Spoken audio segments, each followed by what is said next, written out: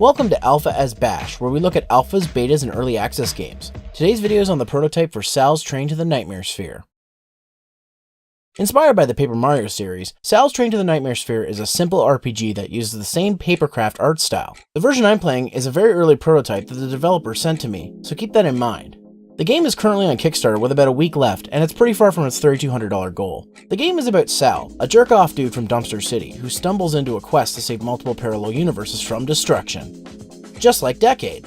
Along the way, he will find partners who will help him along his journey and add to his arsenal. Just like Decade. And in the end, he will use his powers to betray everyone, and hey, wait a minute! The game also features some great silly humor, very similar to the Paper Mario series. It also has some dark humor as well, so it's a nice balance. Again, not a lot of story yet, so there's not much to comment on.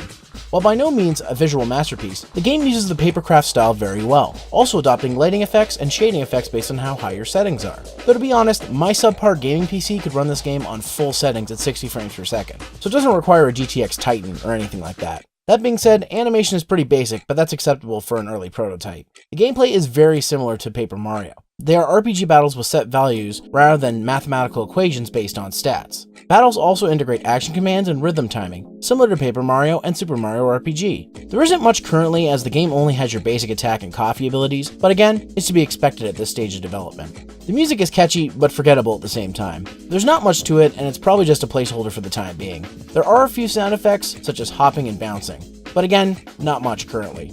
There isn't really any voice acting either, but the game does offer a Banjo-Kazooie style speech for the sound of the characters talking and interacting.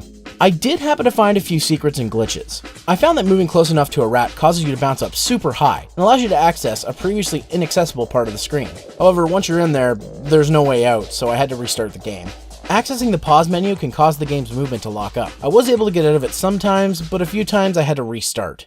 There's also an issue with the camera, where it zooms based on how far away from the screen you are, making some text hard to read unless you go to the very far part of the screen and come forward. I also wish the NPCs that give you multiple options would let you choose a different option upon talking to them again. Currently, once your option is picked, it's locked until you restart the game. The biggest problem is using the right shift key as the main action button. It's fine on the overworld, but in the battle, if you bash the key too much, Windows asks if you want to enable sticky keys. Unfortunately, every 5 successive presses, it'll keep asking if you want to enable sticky keys, unless you manually turn off the feature or press another key within presses of shift. I see most of these things being fixed, but let me just say here, please Ian, don't keep the action key as shift. Literally use any other key on the keyboard. Or hell, add controller support. And if you're gonna add controller support, let us control the camera.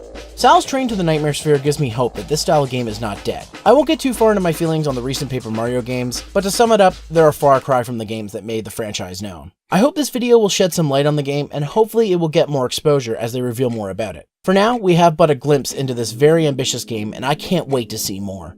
That's all for now, guys. Thanks for watching. If you'd like to see more videos on betas, alphas, and early access games, click the link on the left to see the last episode of Alpha As on Monster Hunter World's open beta. And if you'd like to see more of my videos, check out my top 5 games of 2017 on the right. Also, don't forget to subscribe to my channel, Zero Master Reviews, if you'd like to see more reviews like this. Thanks again for watching. See you later.